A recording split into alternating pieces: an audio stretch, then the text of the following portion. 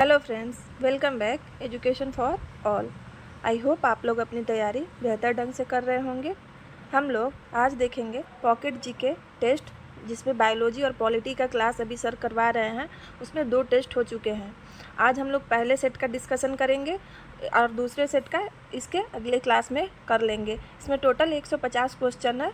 तो हम लोग देखते हैं आज के पहले प्रश्न से। ये बहुत ही इम्पोर्टेंट हो जाएगा सभी एग्ज़ाम के लिए, तो आप लोग इसको अच्छे से देखेंगे और पसंद आए तो लाइक भी करेंगे, शेयर करेंगे अपने दोस्तों को, सब्सक्राइब करेंगे और चैनल को सपोर्ट करेंगे। फर्स्ट क्वेश्चन है, प्राकृतिक चयन द्वारा जैविक विकास का सिद्धांत किसने प्रतिपादित किया? प्राकृतिक चयन द्वारा जैविक विकास का सिद्धांत किसने प्रतिपादित किया? तो ये किया है चार्ल्स डार्विन ने। किसने किया है? Charles Darwin. ऑप्शन ए सही हो जाएगा। नेक्स्ट है, उत्परिवर्तन के सिद्धांत के जन्मदाता हैं। दूसरा क्वेश्चन है, उत्परिवर्तन के सिद्धांत के जन्मदाता कौन है? तो ये है Hugo de Vries. Option C सही हो जाएगा। नेक्स्ट है, डायनासोर्स रहे हैं। डायनासोर्स किस युग के हैं? तो ये मेसोजोइक युग के में थे। कब थे? मेसोजोइक युग में। तो ऑप्शन सी सही हो जाएगा। चौथा नंबर क्वेश्चन देखते हैं, जीवन संघर्ष और योग्यतम की उत्तरजीविता का संबंध है। आप लोग अगर सर का क्लास लिए होंगे तो आप लोग को ये सारे क्वेश्चन याद होंगे, क्योंकि क्लास में सब डिस्कस करवा दिया जाता है। जीवन संघर्ष और योग्यतम की उत्तरजीविता का संबंध किससे है? तो ये है डार्विनवाद के से है। किससे है? डार्विनवाद से। ऑप्शन डी सही हो जाएगा। नेक्स्ट क्वेश्चन है, विकास का मुख्य कारक है। विकास का मुख्य कारक क्या है? तो ये प्राकृतिक वरण है। क्या है? ऑप्शन बी सही हो जाएगा, प्राकृतिक वरण। क्वेश्चन नंबर 6 है, मैमथ पूर्वज है। मैमथ किसके पूर्वज है? ये हाथी के हैं। ऑप्शन डी सही हो जाएगा। 6 का ऑप्शन क्या होगा? डी होगा। क्वेश्चन नंबर 7 है, पृथ्वी पर पुराने जीव कौन सा है? पृथ्वी पर सबसे पुराना जीव कौन सा है? तो 7 का क्या हो जाएगा? नीलहरित शैवाल। नीलहरित शैवाल। ऑप्शन ए सही हो जाएगा, पृथ्वी पर सबसे पुराना जीव। क्वेश्चन नंबर 8 है, विकास के उत्परिवर्तन सिद्धांत का प्रतिपादन किया था। विकास के उत्परिवर्तन सिद्धांत का प्रतिपादन कौन किया था? तो ह्यूगो डी ब्रिज ने किया था। ऑप्शन डी सही हो जाएगा। क्वेश्चन नंबर 9 देख लेते हैं, विकास का मुख्य कारक है। विकास का मुख्य कारक क्या है? तो ये 9 का डी हो जाएगा, प्राकृतिक वरण। हम लोग इस एक सेम क्वेश्चन इसके आगे भी अभी देखे थे जस्ट। नेक्स्ट क्वेश्चन है, डार्विन द्वारा प्रस्तुत प्राकृतिक वरणवाद निम्न में से किस पर आधारित है? जो डार्विन ने अपना प्राकृतिक वरणवाद सिद्धांत दिया था, तो वो किस पे आधारित है? तो देख लेते हैं, ओवर प्रोडक्शन, हाँ ये भी है। Struggle for existence and variance, ये भी है। सर्वाइवल ऑफ द फिटेस्ट, ये भी है। तो ए, बी और सी तीनों हो जाएगा। प्राकृतिक वरण का सिद्धांत जो है, तो ऑप्शन क्या हो जाएगा इसका? डी हो जाएगा कि तीनों सही है। क्वेश्चन नंबर 11 देखते हैं, लैमार्कवाद का मूल सिद्धांत है। लैमार्कवाद का मूल सिद्धांत क्या है? उपार्जित लक्षणों की वंशागति। ऑप्शन बी सही हो जाएगा। नेक्स्ट है, आर्कियोप्टेरिक्स। आर्कियोप्टेरिक्स किस युग के हैं? आर्कियोप्टेरिक्स किस युग के हैं? तो देख लेते हैं, आर्कियोप्टेरिक्स हैं किसके? जुरेसिक युग का सर्व पुरातन पक्षी है। जुरेसिक युग का क्या है? सर्व पुरातन पक्षी है। ऑप्शन ए सही हो जाएगा। नेक्स्ट है, समजात अंग होते हैं। समजात अंग रचना में समान होते हैं। समजात अंग रचना में समान होते हैं। ऑप्शन ए सही हो जाएगा। पुस्तक द ओरिजिन ऑफ स्पेसीज किसने लिखी है? एक बुक है जो ओरिजिन ऑफ स्पेसीज, किसने लिखी है? तो ये लिखा है डार्विन ने। ऑप्शन डी सही हो जाएगा। क्वेश्चन नंबर 15 है, भारत की विशाल वन विल्लियों में किसके बारे में कहा जाता है कि वह हाल ही में विलुप्त हो गई है? किसके बारे में कहा जाता है? तो ये चीता के बारे में कहा जाता है। ऑप्शन ए सही हो जाएगा। नेक्स्ट क्वेश्चन है, द्विविकास के सबसे अधिक ठोस प्रमाण किससे मिलते हैं? द्विविकास के सबसे अधिक ठोस प्रमाण किससे मिलते हैं? तो ये जीवाश्मों से मिलते हैं। ऑप्शन ए सही हो जाएगा। क्वेश्चन नंबर 17 है, नव डार्विनवाद के अनुसार कौन सा कारक जैव विकास के लिए जिम्मेदार है? नव डार्विनवाद के अनुसार कौन सा कारक जैव विकास के लिए जिम्मेदार है? तो ये है उत्परिवर्तन एवं प्राकृतिक चयन। उत्परिवर्तन एवं प्राकृतिक चयन, ऑप्शन डी सही हो जाएगा। 18 नंबर क्वेश्चन है, जीवन की उत्पत्ति के बारे में ओपरिन का सिद्धांत से संबंधित है। ओपरिन का सिद्धांत से संबंधित है क्या? जीवन की उत्पत्ति के बारे में। तो ये क्या हो जाएगा? ये हो जाएगा आपका रासायनिक विकास, ऑप्शन ए सही हो जाएगा। सॉरी, रासायनिक विकास नहीं होना चाहिए, यहाँ गलत दिया लग रहा आंसर, जैविक विकास होना चाहिए, ऑप्शन बी। क्वेश्चन नंबर 19 है, समरूप अंग होते हैं। समरूप अंग होते हैं तो ये कार्य में समान होते हैं, असमजात होते हैं रचना में समान। रचना में समान क्या हो जाएगा? समजात होगा, मतलब समान बनावट है लेकिन काम अलग अलग है, तो वो समजात हो जाएगा। और समरूप हो जाएगा कार्य में समान, तो ऑप्शन बी सही हो जाएगा इसका 19 का। 20 नंबर है, जीव विकास। जीव विकास एवोल्यूशन को सर्वप्रथम किसने समझाया था? किसने समझाया था ये? तो लैमार्क ने समझाया था, ऑप्शन ए सही हो जाएगा। क्वेश्चन नंबर 21 है, ये तो सबको याद होगा, 5 जगत वर्गीकरण किसके द्वारा प्रस्तावित किया गया था? तो ये किसके द्वारा किया गया था? व्हिटकर के द्वारा किया गया था, ऑप्शन डी सही है। क्वेश्चन नंबर 22 है, पशु और पौधों के बीच जुड़ने वाली कड़ी को क्या कहते हैं? पशु और पौधों के बीच जुड़ने वाली कड़ी को युगलीना कहते हैं, ऑप्शन बी सही हो जाएगा। क्या हो जाएगा? ऑप्शन बी युगलीना, पशु और पौधों के बीच जुड़ने वाली कड़ी है।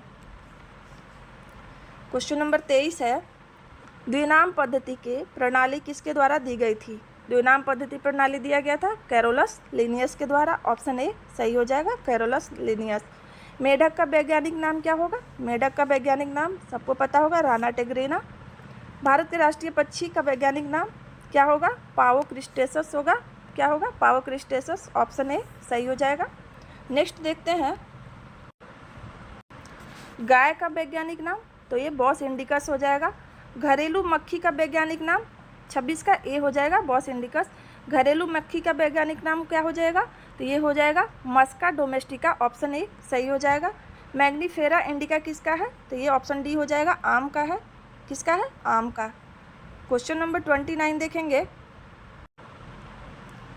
मटर का वैज्ञानिक नाम। मटर का वैज्ञानिक नाम क्या हो जाएगा? पाइसम स्टाइबम, पाइसम स्टाइबम, ऑप्शन ए।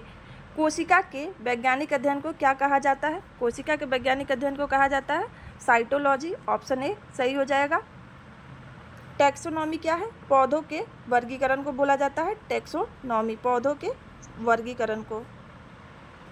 नेक्स्ट देखेंगे, क्वेश्चन नंबर 31 है, किस ब्रिटिश वैज्ञानिक ने 1665 में कोशिका की खोज की थी? किसने किया था? तो ये रॉबर्ट हुक ने किया था, ऑप्शन ए सही हो जाएगा। एंटोनी वॉन ल्यूमेनहॉक, ये जीवाणु के जनक कहा जाता है इनको, एंटोनी वॉन ल्यूमेनहॉक को। नेक्स्ट क्वेश्चन है क्वेश्चन नंबर 32, निम्नलिखित में से कौन सी सबसे बड़ी ज्ञात कोशिका है? सबसे बड़ी ज्ञात कोशिका कौन सी है? तो ये शुतुरमुर्ग कांडा हो जाएगा, ऑप्शन डी सही हो जाएगा। अब माइक्रोप्लाज्म सबसे छोटी कोशिका होती है। कोशिका के किस हिस्से में प्रोटीन बनाया जाता है? कोशिका के किस हिस्से में प्रोटीन बनाया जाता है? तो ये राइबोसोम में बनाया जाता है, तो 33 का ऑप्शन सी सही हो जाएगा, राइबोसोम। लाइसोजोम, लाइसोजोम को आत्मघाती थैली बोलते हैं। निम्नलिखित में से किस कोशिका अंग को कोशिका की आत्मघाती थैली या सुसाइडल बैग कहा जाता है? तो ये लाइसोजोम को कहा जाता है, ऑप्शन डी सही हो जाएगा। निम्नलिखित में से कौन सी कोशिकांग केवल पादप कोशिका में स्थित होती है? तो ये कौन सी होती है? तो ये होती है आपकी प्लास्टिड होती है, ऑप्शन बी सही हो जाएगा। क्या होता है? प्लास्टिड केवल किस में होता है? पादप कोशिका में होता है। लाइसोजोम कोशिका झिल्ली माइटोकॉन्ड्रिया, इसको माइटोकॉन्ड्रिया को ऊर्जा का घर कहा जाता है।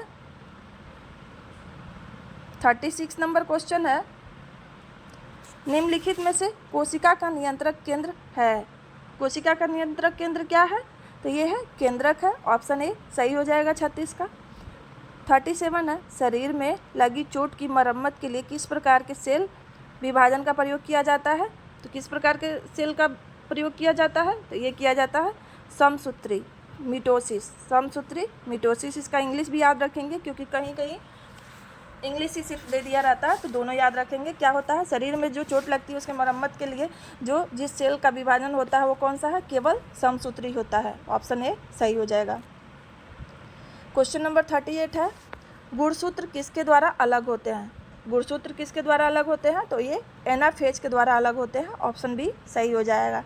निम्नलिखित में से कौन सा चरण कोशिका चक्र में शामिल 95% समय पर कब्जा कर लेता है? कौन सा चरण कर लेता है? ये कर लेता है इंटरफेज। Option A. नंबर 40 है, समसूत्री विभाजन के फलस्वरूप मात्र कोशिका में कितनी पुत्री कोशिका का निर्माण होता है? तो 2। ऑप्शन डी सही हो जाएगा।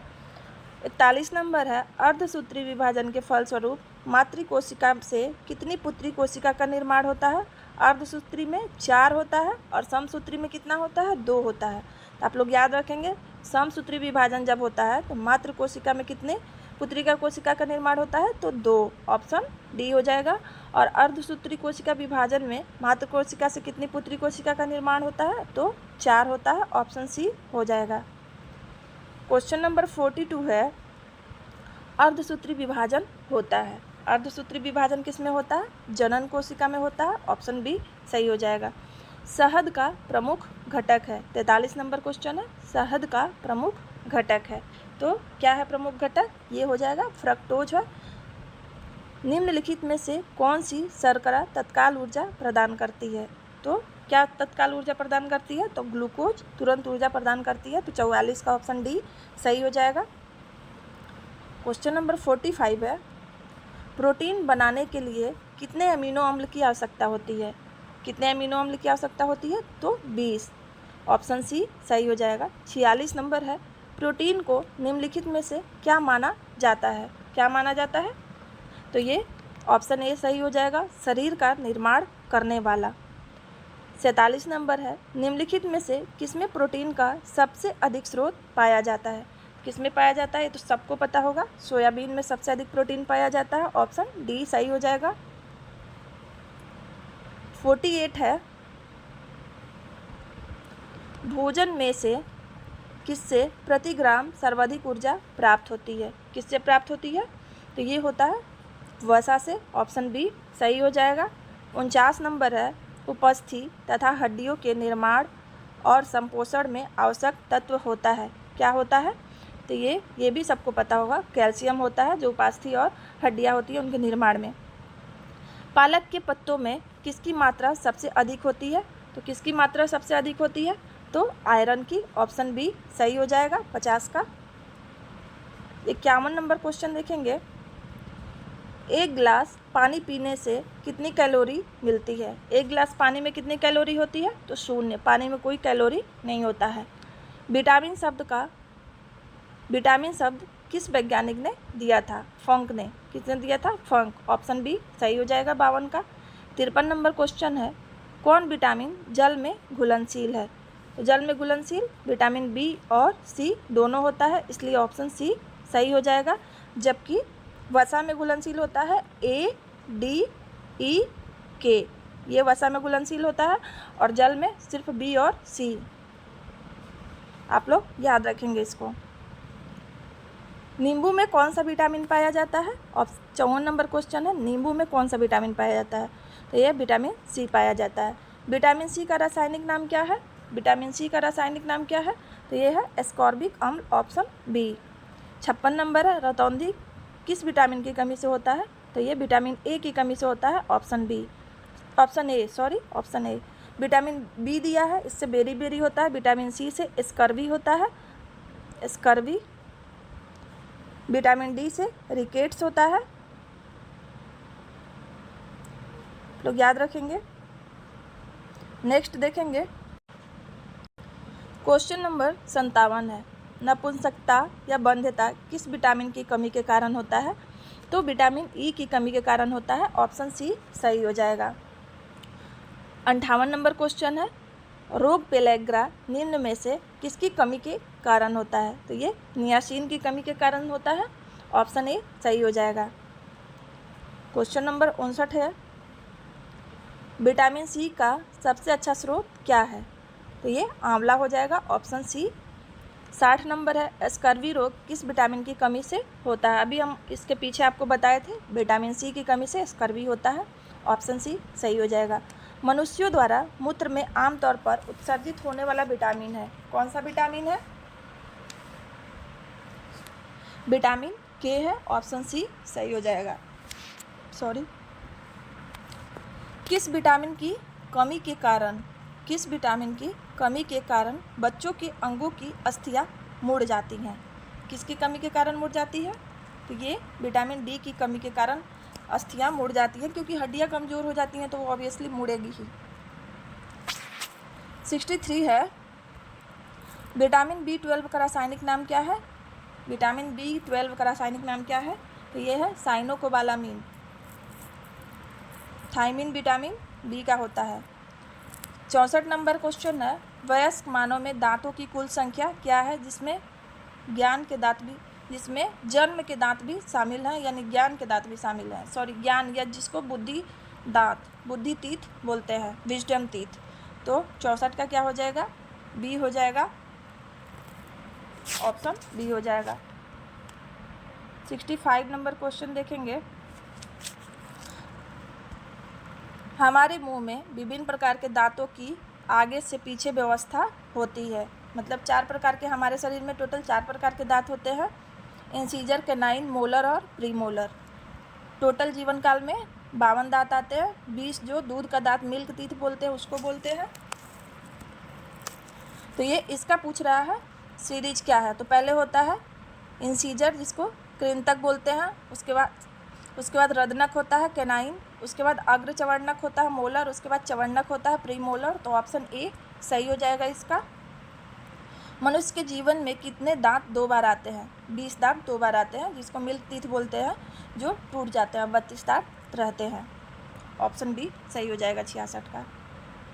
67 का हो जाएगा, मनुष्य के शरीर का कठोरतम पदार्थ कौन सा है? कौन सा होता है? तो ये दांत का एनामेल होता है, ऑप्शन सी सही हो जाएगा। दूध दांतों का दंत सूत्र क्या है? दूध दांतों का दंत सूत्र है 2102/2102, ऑप्शन ए सही हो जाएगा।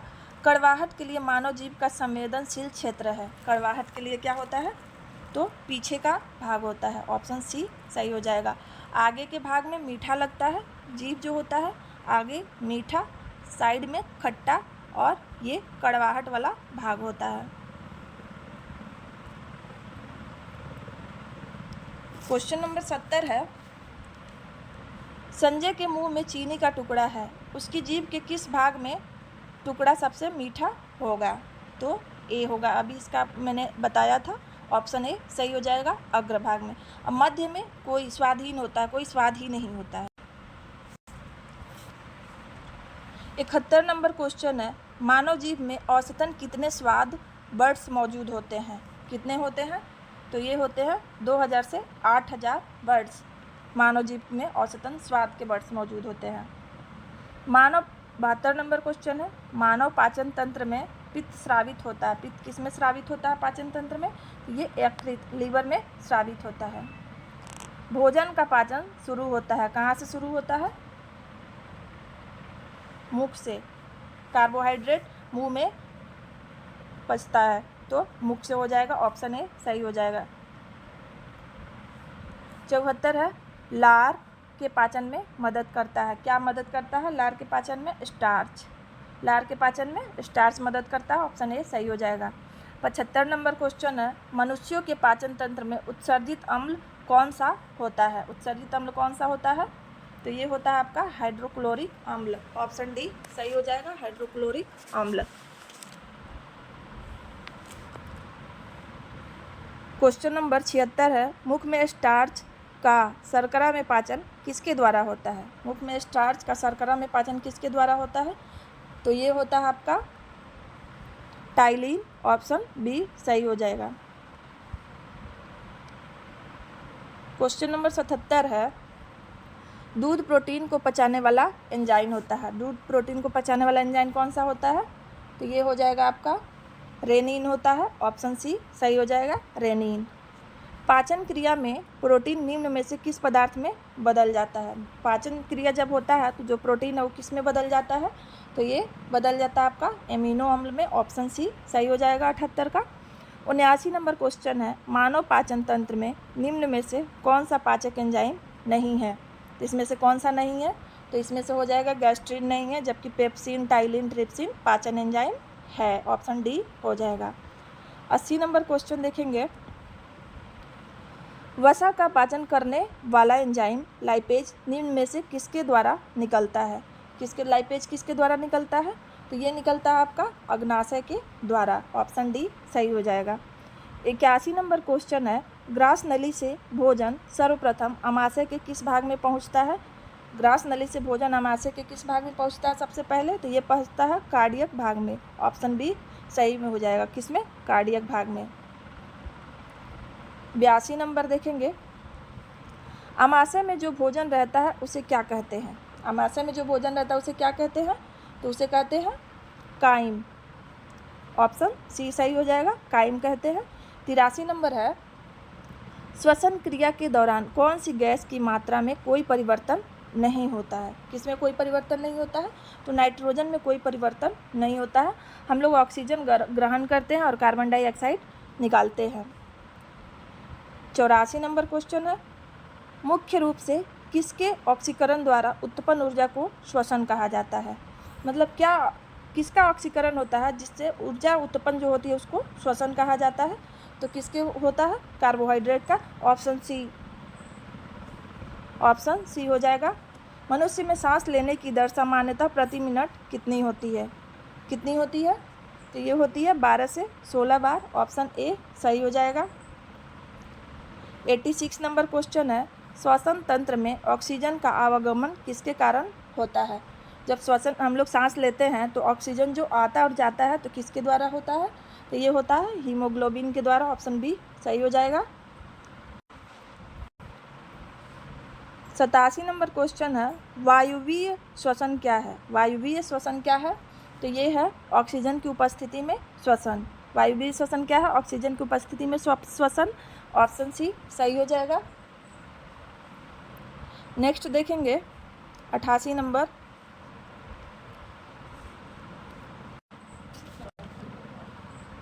एरोबिक श्वसन क्या है? 88 नंबर में एरोबिक श्वसन में ग्लूकोज बदल जाता है। किस में बदल जाता है ग्लूकोज एरोबिक श्वसन में?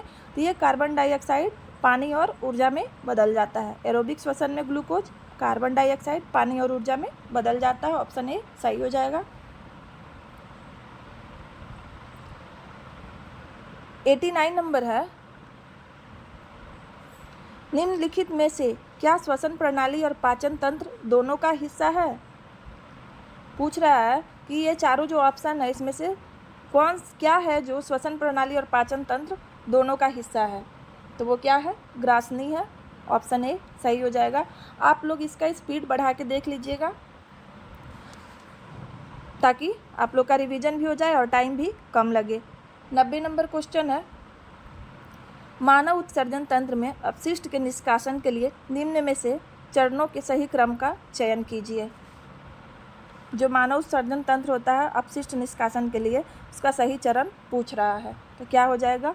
पहले वृक्क होगा, उसके बाद मूत्रवाहिनी, उसके बाद मूत्राशय, उसके बाद मूत्रमार्ग। तो ऑप्शन सी सही हो जाएगा। 91 देखेंगे, पक्षी होते हैं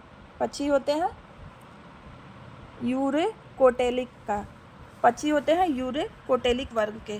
ऑप्शन सी सही हो जाएगा। यूरेकोटेलिक आप लोग याद रखेंगे, यूरेकोटेलिक। बार बार इसलिए बोल रहे हैं क्योंकि ये कठिन शब्द है, याद नहीं रहेगा। क्या हो जाएगा? पक्षी होते हैं यूरेकोटेलिक के। 92 नंबर है, मनुष्य के वृक्क में पथरी बनती है। मनुष्य के वृक्क में क्या पथरी बनती है? किससे? तो ये बनता है वृक्क के पेल्विक में ऑक्जिलेट जैसे लौड़ों के क्रिस्टलों से। 93 है, मूत्र का पीला रंग किसकी मौजूदगी के कारण होता है? किसकी मौजूदगी के कारण होता है? तो ये यूरोक्रोम के वजह से मूत्र का रंग पीला होता है। यूरिया का निर्माण होता है। 94 नंबर है, यूरिया का निर्माण होता है। किस में होता है? तो ये होता है आपका यकृत में। ऑप्शन सी सही हो जाएगा, यकृत में। क्वेश्चन नंबर 95 है, मूत्र का पीएच होता है। मूत्र का पीएच क्या होता है? 6 होता है। ऑप्शन ए सही हो जाएगा। 96 है, कौन सा अंग अमोनिया को उत्सर्जन के लिए यूरिया में परिवर्तित करता है? कौन सा है अंग जो अमोनिया को यूरिया में परिवर्तन के लिए परिवर्तित करता है? तो ये हो जाएगा ऑप्शन बी सही हो जाएगा, यकृत। नेफ्रोलॉजी निम्न में से किसके अध्ययन का है? नेफ्रोलॉजी किसका होता है? ये होता है आपका वृक्क का, किडनी का। डायलिसिस का उपयोग किसके लिए किया जाता है? डायलिसिस का उपयोग किन रोगियों के लिए किया जाता है? 98 का, तो किसके लिए किया जाता है? ये वृक्क में जिनकी परेशानी होती है किडनी में, उनके लिए। 99 नंबर है, सामान्यतः वयस्क मनुष्यों के चौवर्णक दांत होते हैं, जो मोलर होते हैं वो कितने होते हैं?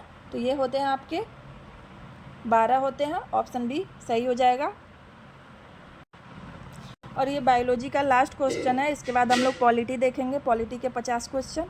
तो उस नलिका का चयन कीजिए जो मूत्र को मूत्राशय से शरीर के बाहर तक ले जाती है। तो क्या हो जाएगा 100 का? ये हो जाएगा आपका। अभी तक हम लोगों ने बायोलॉजी के प्रश्नों का डिस्कशन किया। अब हम लोग 101 से 150 तक पॉलिटी के प्रश्नों का डिस्कशन करेंगे। 100 प्रश्न बायोलॉजी के थे और 50 है पॉलिटी के। तो चलिए शुरू करते हैं 101 नंबर क्वेश्चन से। दिया है, किस भारतीय अधिनियम द्वारा कंपनी के सदस्यों व कर्मचारियों का वेतन भारतीय राजस्व से दिए जाने का प्रावधान किया गया था? तो ये 1793 के चार्टर अधिनियम के द्वारा शुरू किया गया था। ऑप्शन ए सही हो जाएगा। 102 नंबर क्वेश्चन है, केंद्र और राज्य के लिए अलग अलग बजट का प्रावधान। केंद्र और राज्य के लिए अलग अलग बजट का प्रावधान सर्वप्रथम किस अधिनियम में देखने को मिलता है? तो किस में मिलता है? भारत शासन अधिनियम 1919 में। ऑप्शन बी सही हो जाएगा। 103 नंबर है, किस अधिनियम को मार्लेमेंटो सुधार के नाम से जाना जाता है? किसको जाना जाता है? तो ये भारत परिषद अधिनियम 1909 को जाना जाता है मार्लेमेंटो सुधार से। 104 नंबर प्रश्न है, केंद्र में कौन सा एक्ट द्विसदनीय विधायिका लाया था? कौन सा एक्ट द्विसदनीय विधायिका लाया था? तो 1919 का एक्ट द्विसदनीय विधायिका लाया था। ऑप्शन सी सही हो जाएगा। 105 नंबर है, 1935 का गवर्नमेंट ऑफ इंडिया एक्ट क्यों महत्वपूर्ण है? तो क्यों महत्वपूर्ण है? तो यह भारतीय संविधान का प्रमुख स्रोत है। ऑप्शन ए सही हो जाएगा। 106 नंबर है, द्वैध शासन की शुरुआत सबसे पहले किस अधिनियम के तहत हुई थी? किस अधिनियम के तहत हुई थी? तो मॉन्टेग्यू चेम्सफोर्ड सुधार के द्वारा हुआ था। ऑप्शन बी सही हो जाएगा 106 का। 107 नंबर है, देख लेते हैं इसका। इसमें दिया है, सही जोड़े का मिलान कीजिए। सही जोड़े का मिलान कीजिए। तो ये अधिनियम दिया है, उसके बाद विकल्प दिया है। तो देख लेते हैं। भारत सरकार अधिनियम 1919। भारत सरकार अधिनियम 1919 क्या लाया था? प्रांतों में वैध शासन लाया था। 1 का 3 हो जाएगा। उसके बाद भारत सरकार अधिनियम 1935 क्या लाया था? प्रांतीय स्वायत्तता। 1 हो जाएगा। उसके बाद मार्लेमेंटो सुधार 1909 क्या है? इसका क्या हो जाएगा? सांप्रदायिक निर्वाचन हो गया था। 4 है, भारत परिषद अधिनियम 1961। इसका क्या हो जाएगा? विभागीय व्यवस्था शुरू किया गया था इसके तहत। उसके बाद है 5वां, भारत सरकार अधिनियम 1858। इसमें ब्रिटिश शासन शक्ति आया था। तो इसके अनुसार इसका ऑप्शन देख लेते हैं। इसका ऑप्शन सी हो जाएगा। 108 नंबर क्वेश्चन है, भारतीय संविधान सभा की प्रारूप समिति के अध्यक्ष थे। प्रारूप समिति के अध्यक्ष कौन थे? ये doctor BR Ambedkar, doctor Bhimrao Ambedkar थे प्रारूप समिति के अध्यक्ष। ऑप्शन सी हो जाएगा। संविधान सभा में चुने हुए अस्थायी अध्यक्ष कौन थे? राजेंद्र प्रसाद थे। ऑप्शन सी हो जाएगा। और अस्थायी अध्यक्ष 2 दिन के लिए डॉक्टर सच्चिदानंद सिन्हा बने थे। ये अस्थायी अध्यक्ष पूछेगा तो ये 2 दिनों के लिए बने थे। 110 नंबर क्वेश्चन है, भारतीय संविधान सभा में महिला सदस्यों की कुल संख्या कितनी थी? तो कितनी थी? ये हो गया 15 सदस्य थी महिला। ऑप्शन डी सही हो जाएगा। 111 है, भारतीय संविधान सभा की स्थापना की गई थी। कब की गई थी? तो ये किया गया था 9 दिसंबर 1946 को। इसी दिन अस्थायी सदस्य के रूप में सच्चिदानंद सिन्हा को लाया गया, लेकिन 11 दिसंबर 1946 को डॉक्टर राजेंद्र प्रसाद को अस्थायी अध्यक्ष बना दिया गया। 112 नंबर है, निम्नलिखित में से किसके द्वारा संविधान में उद्देश्य संकल्प लाया गया था? किसके द्वारा लाया गया था? तो जवाहरलाल नेहरू के द्वारा। ऑप्शन ए सही हो जाएगा। क्वेश्चन नंबर 113 है, भारत के संविधान की मूल कॉपी को किसने लिखा था? किसने लिखा था? तो ये लिखे थे प्रेम बिहारी नारायण रायजादा। ऑप्शन बी सही हो जाएगा। 114 नंबर है, संविधान निर्मात्री परिषद की झंडा समिति के अध्यक्ष कौन थे? झंडा समिति के अध्यक्ष कौन थे? डॉक्टर राजेंद्र प्रसाद थे।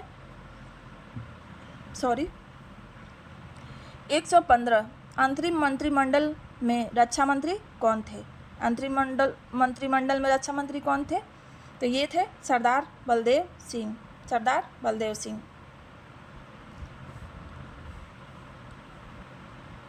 116 नंबर है, लियाकत अली खां अंतरिम मंत्रिमंडल के किस विभाग के मंत्री थे? लियाकत अली खां जो अंतरिम मंत्रिमंडल था वो किस विभाग के मंत्री थे? लियाकत अली खां किसके थे? तो वो थे वित्त मंत्री। ऑप्शन बी सही हो जाएगा। 117 है, संविधान सभा का 10वां सत्र कब आयोजित किया गया था? 10वां सत्र कब आयोजित किया गया था? तो 6 से 17 अक्टूबर 1949 को। ऑप्शन ए सही हो जाएगा। 118 नंबर है, निम्नलिखित में से कौन 1946 में मद्रास निर्वाचन क्षेत्र से संविधान सभा का हिस्सा बना? मद्रास निर्वाचन क्षेत्र से तो ये अम्मू स्वामीनाथन। ऑप्शन ए सही हो जाएगा। कौन बने थे? अम्मू स्वामीनाथन। आगे देखते हैं।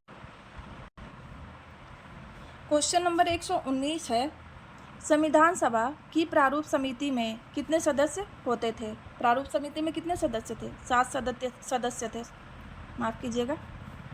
120 है, संविधान सभा के सदस्यों ने भारत के संविधान पर हस्ताक्षर किए।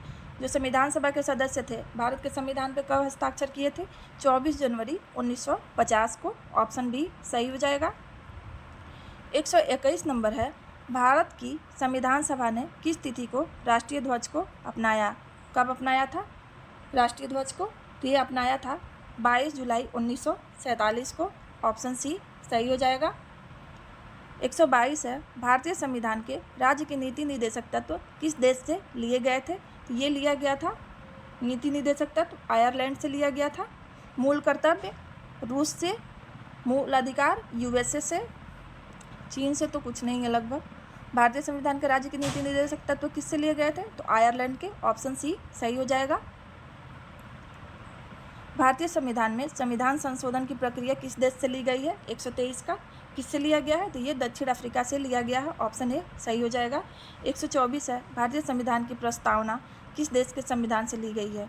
तो ये यूएसए से लिया गया है भारतीय संविधान की प्रस्तावना। संसदीय शासन प्रणाली की व्यवस्था कहाँ से ली गई है? तो ये ब्रिटेन से ली गई है। आप लोग इसको याद रखेंगे, हमेशा एग्जाम में पूछते रहता है। 126 है, आपातकाल का प्रावधान भारतीय संविधान के किस देश से लिया गया है? आपातकाल का प्रावधान किससे लिया गया है? तो ये लिया गया है भारत सरकार अधिनियम 1935। फिर से दे दिया है, सूची 1 और 2 को मेल कीजिए और दिए गए कूट में से सही उत्तर को चिन्हित कीजिए। तो देख लेते हैं। सूची 1 और 2 क्या है? संवैधानिक प्रावधान है और उसके स्रोत। तो मूल अधिकार कहाँ से लिया गया है? मूल अधिकार अमेरिका के अधिकार पत्र से लिया गया है, यूएसए से। राज्य के नीति निदेशक तत्व आयरिश संविधान से। मंत्रिमंडलीय सरकार ये कहाँ से लिया गया है? ब्रिटिश संविधान से। केंद्र राज्य संबंध कनाडा से। तो इसका ऑप्शन देख लेते हैं, डी हो जाएगा। ऑप्शन डी हो जाएगा 127 का। 128 नंबर क्वेश्चन है,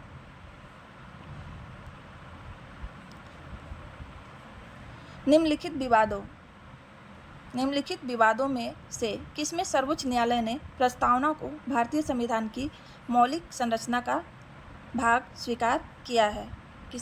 किसमें किया गया है? तो ये केशवानंद भारती विवाद जो 1973 में हुआ था शायद।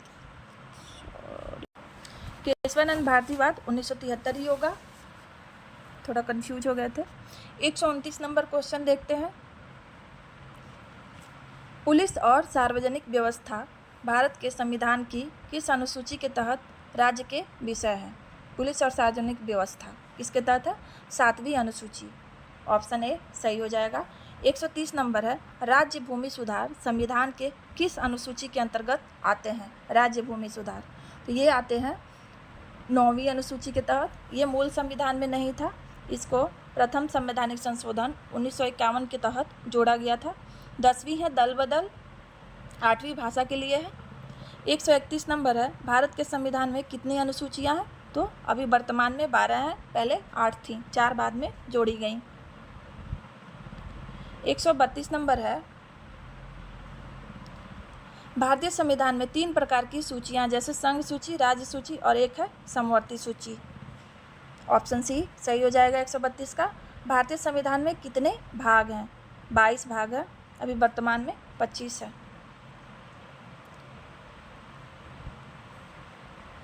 क्वेश्चन नंबर 134 है, निम्नलिखित में से किस अनुसूची में असम, मेघालय, त्रिपुरा और मिजोरम के 4 पूर्वोत्तर राज्यों में जनजातीय क्षेत्र के प्रशासन का विशेष प्रावधान है? किस में है ये 6वीं अनुसूची में है।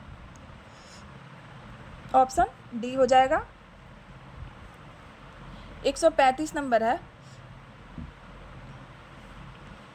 भारतीय संविधान की किस अनुसूची में दल बदल के आधार पर अयोग्यता के प्रावधानों का उल्लेख है? तो ये 10वीं अनुसूची है। ऑप्शन सी सही हो जाएगा।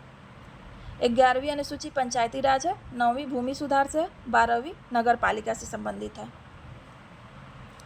136 हो जाएगा, भारतीय संविधान के 7वीं अनुसूची की राज्य सूची में निम्नलिखित में से किसका उल्लेख है? राज्य सूची में किसका उल्लेख है? तो ये हो जाएगा आपका दांव एवं द्यूत, दांव एवं द्यूत। ऑप्शन बी सही हो जाएगा। 137 है, 9वीं अनुसूची भारतीय संविधान में कब जोड़ी गई? प्रथम संवैधानिक संशोधन अधिनियम के तहत। ऑप्शन ए सही हो जाएगा 1951 में। 138 नंबर है, भारत के संविधान की किस अनुसूची का मिलान उसके विषय के साथ गलत किया गया है? दूसरी अनुसूची भाषा नहीं है, ये गलत है। पहली अनुसूची है जो राज्य और केंद्र शासित प्रदेश, ये सही है। तीसरी अनुसूची शपथ है। चौथी अनुसूची राज्यसभा में सीटों का बंटवारा है। दूसरी अनुसूची वेतन भत्ता है, भाषा नहीं है। भाषा 8वीं अनुसूची है, तो गलत पूछा है, तो ये ऑप्शन ए ही सही हो जाएगा। निम्न में से किस समिति ने पंजाब और हरियाणा को राज्य बनाने की सिफारिश की थी? पंजाब और हरियाणा को राज्य बनाने की सिफारिश कौन सी समिति ने किया था? तो ये किया था शाह आयोग ने। ऑप्शन सी शाह आयोग। किस वर्ष भारतीय राज्यों का भाषा के आधार पर पुनर्गठन हुआ था? कब हुआ था? 1956 में। Option C. 141 है, निम्नलिखित में से भाषा के आधार पर बनने वाला प्रथम राज्य कौन सा है? तो वो आंध्र प्रदेश है। ऑप्शन बी सही हो जाएगा। जम्मू कश्मीर पुनर्गठन अधिनियम 2019 द्वारा नए गठित भारतीय केंद्र शासित प्रदेश निम्न में से कौन कौन से हैं? कौन कौन से हैं? तो ये है जम्मू कश्मीर और लद्दाख। ऑप्शन सी सही हो जाएगा। 143 नंबर है, भारत में किस प्रकार की नागरिकता का प्रावधान है? तो एकल नागरिकता है। ऑप्शन ए सही हो जाएगा। यूएसए में दोहरी नागरिकता है। 144 है, कौन सा अनुच्छेद भारत में एक नए राज्य के गठन के लिए दिया गया है? नए राज्य के गठन के लिए कौन सा है? अनुच्छेद 3 है। 145 है, भारतीय संविधान के अनुच्छेद में यह घोषित किया गया है कि इंडिया अर्थात भारत राज्यों का संघ है। ऑप्शन ए सही हो जाएगा। 46 नंबर है, निम्न में से कौन से नए राज्य को संघ में शामिल करता है? कौन करता है? तो ये संसद करता है साधारण बहुमत से। सिक्किम को राज्य का दर्जा किस वर्ष दिया गया था? 147 नंबर, कब दिया गया था? 1975 में दिया गया था। ऑप्शन सी सही हो जाएगा। 148 नंबर है, निम्न में से किस अनुच्छेद के तहत एक नागरिक को नागरिकता का अधिकार प्रदान किया जाता है जो पाकिस्तान से प्रवास करके भारत आए हैं? किसके तहत किया जाता है? अनुच्छेद 6 के तहत। ऑप्शन सी सही हो जाएगा। 149 नंबर देखेंगे, भारतीय संविधान के अनुसार प्रवासियों को नागरिकता प्रदान करने का प्रावधान किस अनुच्छेद में है? तो अनुच्छेद 6 में है। ऑप्शन बी सही हो जाएगा। और आज का लास्ट क्वेश्चन है 150 नंबर, नागरिकता संशोधन अधिनियम 2019 में कितने देशों के नागरिकों को लाभान्वित किया गया था? तो 6 देशों के। ऑप्शन बी सही हो जाएगा। आई होप आप लोगों को ये सेट सीरीज पसंद आया होगा जो खान सर का है। अगर पूरा पसंद आया होगा तो पूरा वीडियो देखें और लाइक करें, सब्सक्राइब करें और अपने दोस्तों को शेयर करें और चैनल को सपोर्ट करें। Thank you.